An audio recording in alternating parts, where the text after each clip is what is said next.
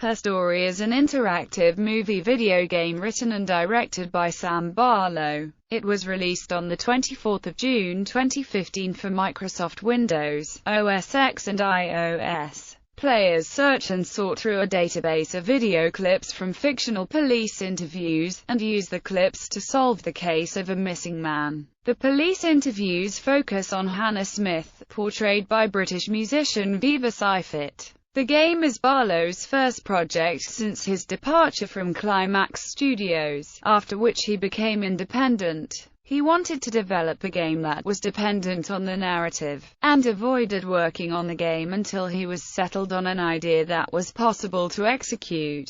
Barlow eventually decided to create a police procedural game, and incorporate live-action footage. He conducted research for the game by watching existing police interviews. Upon doing so, he discovered recurring themes in the suspects' answers, and decided to incorporate ambiguity to the investigation in the game. At release, Her Story was acclaimed by many reviewers, with praise particularly directed at the narrative, character performance, and unconventional gameplay mechanics. The game has sold over 100,000 copies, and was nominated for multiple year-end accolades, including Game of the Year awards from several gaming publications. Gameplay. Her Story is an interactive movie game, focusing on a series of 7 fictional police interviews from 1994. As the game begins, players are presented with an old desktop, which contains several files and programs.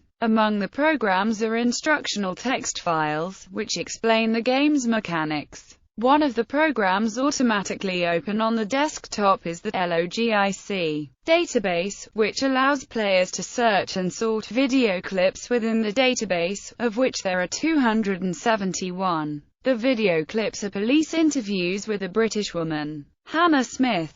The interviews are unable to be watched in their entirety, forcing players to view short clips. In the interviews, Hannah answers unknown questions to an off-screen detective, prompting players to decipher the context of the answers. Hannah's answers are transcribed, and players find clips by searching in the database for words from the transcriptions, attempting to solve the case by piecing together information. As players select clips, they can enter user tags, which are then available as searchable terms. One of the files on the desktop is a database checker, which allows players to review the amount of clips that have been viewed. As a clip is viewed, the red box in the database checker changes to green. The desktop also features the minigame Mirror Game, based on the strategy board game Reversi. Plot. The interview tapes feature a woman who introduces herself as Hannah Smith, whose husband Simon has gone missing, and is later found murdered.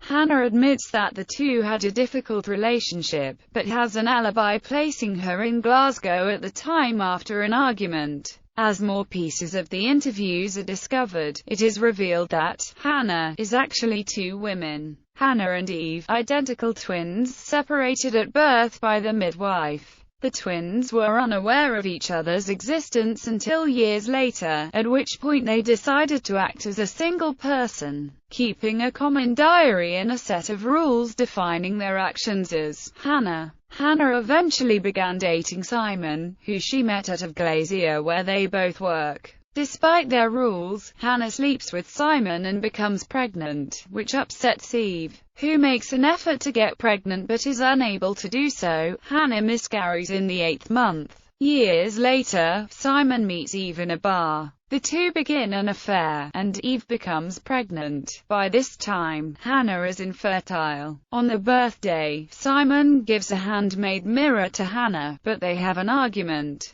and Hannah reveals that she has a sister who is pregnant. Simon realizes he is the father. The following day, Eve has an argument and flees to Glasgow. Hannah, wearing Eve's wig, confronts Simon. Unaware that she is Hannah, Simon gifts her another mirror. Hannah becomes furious, shattering the mirror and accidentally lodging it in Simon's throat, killing him. When Eve returns, the two agree to hide Simon's body, and use Eve's trip to Glasgow as an alibi. At the end of the interview, Eve notes that Hannah is gone, and asks to speak to a lawyer. As players uncover enough of the story, a chat window appears asking if they're finished. Once players answer affirmatively, it is revealed that they are Sarah, Eve's daughter. The chat asks Sarah if she understands her mother's actions, and asks to meet her outside. Development. Her story was developed by Sam Barlow, who previously worked on games such as Silent Hill, Origins and Silent Hill. Shattered Memories at Climax Studios. Barlow had conceived the idea of a police procedural game while working at Climax Studios, but decided to become independent to create the game. In order to develop a game that is deep on story, he became frustrated by publishers using kitchen sink realism as the reason behind rejecting game pitches, and found that becoming independent allowed him to create his own game of the sort.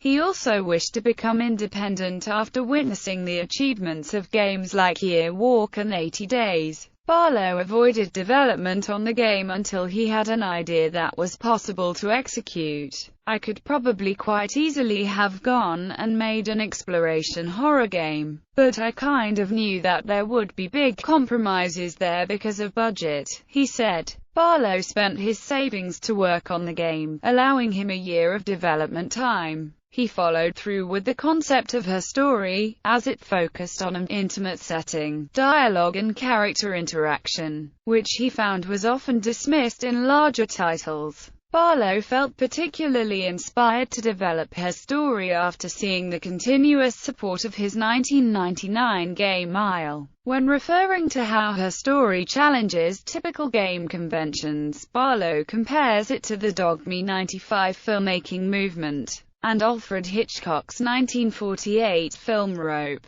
Her story was approved through Steam Greenlight, and was crowd-funded by Indie Fund. The game was released on the 24th of June 2015 for Microsoft Windows, OS X and iOS. Barlow wanted to launch the game on all platforms simultaneously, as he was unsure where the audience would be. If I'd just gone for just one, I'd have lost a lot of the potential audience, he commented. Barlow found that playing the game on mobile devices is a sofa experience. He also noted that it felt natural for the game to be released on mobile devices, as they are regularly used to watch videos and search the internet. Similar tasks are used as gameplay mechanics in her story. The iPhone's smaller pixel size of 640 x 480 as opposed to 800 x 600 led to Barlow's doubts of a release on the platform, but he was influenced to release it upon receiving positive feedback through testing. As development neared completion, the game underwent testing, which allowed Barlow to balance some aspects and polish items together. Her story runs on the Unity game engine. Gameplay design. Barlow's immediate idea was to create a game involving police interviews, but he didn't know exactly what that meant. He then conceived the idea to involve real video footage, and the ability to access the footage through a database interface. He described the interface as being part Apple II, part Windows 3.1 and part Windows 98. The interface design was inspired by Barlow's appreciation of the police procedural genre, commenting that the conceit of making the computer itself a prop in the game was so neat. He also compared the game's searching mechanic to Google, and wanted to run with the idea that players are essentially Googling. The game's concept was inspired by the TV series Homicide: Life on the Street, which Barlow found depicted police interviews being a gladiatorial arena for detectives. Barlow intentionally made the game's opening screen to be slightly too long, to immediately notify players of the slow pacing that would follow. Inspiration to work on her story stemmed from Barlow's disappointment of other detectives games. He felt that L.A. Noire never allowed him to feel like the awesome detective who was having to read things and follow up threads of investigation, and he called the Ace Attorney series rigidity. When Barlow began development on the game, he added more typical game aspects, but the game mechanics became more minimalist. His development progressed. The initial plan for the game was for players to work towards a definitive resolution, ultimately solving the crime. However, when Barlow tested the concept on pre-existing interview transcripts of convicted murderer Christopher Porco, he began to discover themes surfacing within the interviews, particularly relating to the concept of money, which was ultimately a large factor in Porco's trial. He took this concept of recurring themes and threads, and decided to move beyond the clearly scripted stuff when developing her story. Barlow felt that the story's appeal was the ambiguity of the investigation, comparing her story to the podcast Serial, which he listened to late in development. He found that the attraction of Serial was the lack of a definitive solution, noting that people lean towards certain interpretations. What makes it interesting is the extent to which it lives on in your imagination. Story and characters. Barlow decided to feature live-action footage in the game after becoming frustrated with his previous projects, particularly with the technical challenge of translating an actor's performance into a game engine. Barlow set out to work with an actor on her story, having enjoyed the process while working at Climax Studio, albeit with a larger budget. He contacted Viva Seifert, whom he had intermittently worked with on Legacy of Kain, Dead Son for a year before its cancellation. He felt that Seifert is very good at picking up a line and intuitively pulling a lot of the subtext into her performance, which led him to believe that she was perfect for the role in her story. When Barlow asked Seifert to audition, he sent her a 300-page script, which he managed to reduce to 80 pages. She accepted the role. Seifert began to feel pressure midway through filming, when she realized that the whole game is hinging on her performance. She described the shoot as intense and rather exhausting, and felt as if she was subtly being scrutinized by Barlow, which helped her performance. Barlow also felt that the intensity helped Seifert's performance, taking cues from director Alfred Hitchcock, who would upset his actors in order to achieve the greatest performance. Seifert felt that there were small nuances in her performance that may have added some twists and turns for players that Barlow had not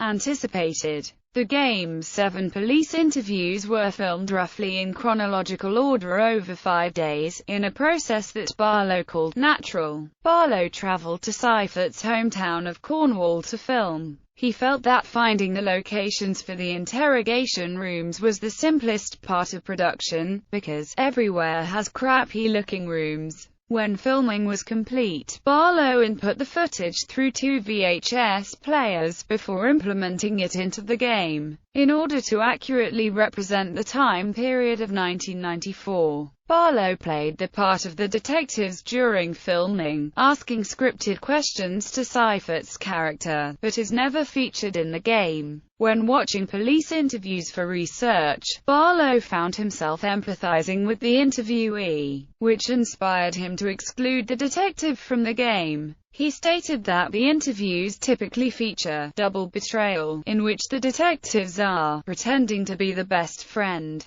Barlow felt that removing the detective from the game empowers Seifert's character, allowing players to empathize. When conducting research for the game, Barlow looked at the case regarding the murder of Travis Alexander, which made him consider the manner that female murder suspects are treated in interrogations, stating that they tend to be fetishized, more readily turned into archetypes. This was further proved to Barlow when studying the interviews of Casey Anthony and Amanda Knox. He found that media commentary often ignored the evidence of the investigation, instead focusing on the expressions of the suspects during the interviews. Barlow conducted further research by studying texts about psychology and the use of language. After conceiving the game's main mechanics, Barlow began developing the story. conducting research and letting the story take on a life of its own. To develop the story, Barlow placed the game's script into a spreadsheet, which became so large it often crashed his laptop upon opening it. He mapped out every character involved in the investigation, including their backstories and agendas. He spent about half of the game's development creating detailed documents charting the story's characters and events. He also determined the dates on which the police interviews would take place, and what the suspect was doing in the interim. Once he had determined the game's concept more precisely, Barlow ensured the script contained layers of intrigue. In order to interest players to finish the game, Barlow often replaced words of the script with synonyms, to ensure that some clips were not associated with irrelevant words. When writing the script, Barlow avoided supernatural themes, but realized that it would involve a slight dreamlike surreal edge. Working on the script, he often found that he was very much in the moment, writing from inside the characters' heads. He found it difficult to create a new idea for the story, as detective fiction has been explored many times before. Music and sound production. When searching for music to use in the game, Barlow looked for songs that sounded slightly out of time. He ultimately used 8 tracks from musician Chris Zabriskie, whose music is available under a Creative Commons license, and found that his music invoked nostalgia and had a modern edge. He felt that the music highlights the gap between the fake computer world and the game. The emotional intensity of the clips also influences the music changes in the game. Barlow also intended to feature a song for Seifert to sing in some of the clips that fit within the game. He settled on the murder ballad, the TWA Sisters, which he felt would trigger the mythical elements of the game. Seifert and Barlow both altered the ballad to fit the game. Barlow intended for the game's sound design to be all about authenticity. He used an old keyboard to provide sound efforts for the computer, using stereo panning for the keys to have the correct 3D position in playback. Reception. Critical reception. Her story received generally positive reviews. Review aggregator Metacritic calculated an average score of 91 out of 100 based on 10 reviews for the iOS version, indicating universal acclaim, and 86 out of 100 based on 49 reviews for the Windows version, indicating generally favorable reviews. Metacritic ranks the game within the top 20 iOS and Windows games released in 2015, and Gamer Rankings ranks her story within its top 100 iOS games of all time. Praise was particularly directed at the game's narrative, Seifert's performance, and gameplay mechanics. IGN's Brian Albert called her story the most unique game I've played in years, and Stephen Burns of Videogamer.com named it one of the year's best and most interesting games. Adam Smith of Rock, Paper, Shotgun remarked that it might be the best FMV game ever made. Michael Thompson of The Washington Post declared it a beautiful amalgam of the cinema and video game formats. Critics lauded the game's narrative. Kimberly Wallace of Game Informer wrote that the fragmented delivery of the story works to its benefit. She appreciated the subtlety of the narrative, and the ambiguity surrounding the ending. Polygon's Megan Frockmanish noted that her story nails the dark, voyeuristic nature of true crime. Chris Schilling of the Daily Telegraph was impressed by the coherence of the narrative, even when presented out of order. Eurogamer's Simon Parkin found the effects of the narrative to be similar to well-received HBO thrillers, particularly in terms of audience attention. Stephanie Bendixson of Good Game was disappointed that large plot points were revealed early in the game, but attributed this to the uniqueness of each player's experience. Seifert's performance in the game received high praise from reviewers. GameSpot's Justin Clark felt that the performance anchored the game. Katie Smith of Adventure Gamers wrote that Seifert is convincing in the role, particularly with small details such as body language, but was startled by the lack of emotion. Game Informer S. Wallace echoed similar remarks, noting that Seifert nailed the role. Rock, Paper, Shotgun S. Smith wrote that the whole thing might collapse without Seifert's convincing performance. IGN's Albert named the acting believable, stating that Seifert's performance is appropriately both grounded and absurd. Joe Donnelly of Digital Spy wrote that Seifert's performance has the potential to inspire similar games,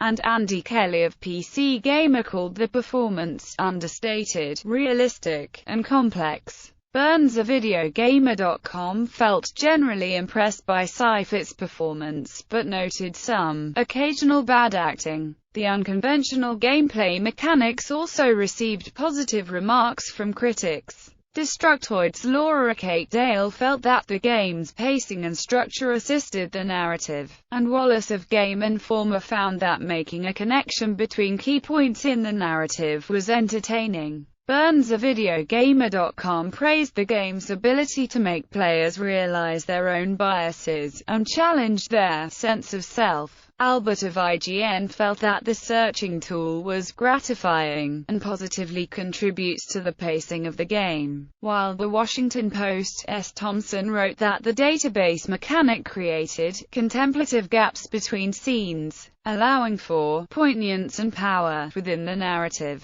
Ben Dixon of Good Game described the desktop as appropriately retro, noting that she was drawn in immediately. The game sold over 100,000 copies by the 10th of August 2015. About 60,000 copies were sold on Windows, with the remaining 40,000 sold on iOS. Accolades. Her story has received multiple nominations and awards from gaming publications. The game won Game of the Year from Polygon, as well as Game of the Month from Rock, Paper, Shotgun and GameSpot. It received the Breakthrough Award at the 33rd Golden Joystick Awards, and the award for Most Original Game from PC Gamer. At the Game Awards 2015, her story won Best Narrative, and Seifert won Best Performance for her role in the game. The Guardian named her story the best iOS game of 2015. The game also has numerous pending nominations at the Emotional Games Awards, DICE Awards, Game Developers' Choice Awards, and Independent Games Festival Awards.